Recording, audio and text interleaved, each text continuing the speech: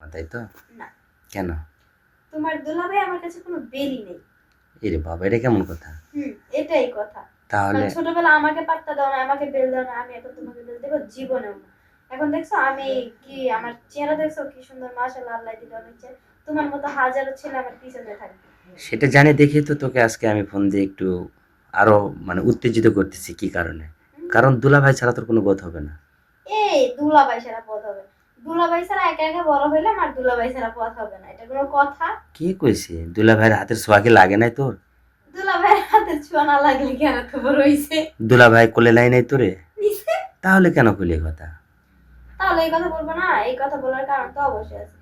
তো যখন দেখছি যে মানে আমি একটু একটু বুঝি, তখন দেখা যাচ্ছে তুমি এত এত দেখাইছো যা বলার বাইরে।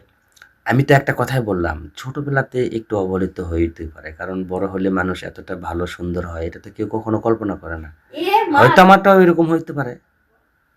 তার মানে আপনার কথায় বোঝা যাচ্ছে যে আমি যদি সুন্দর না হতাম, যদি এরকম না হতাম, তাহলে আমাকে পাত্তা দিতেন না।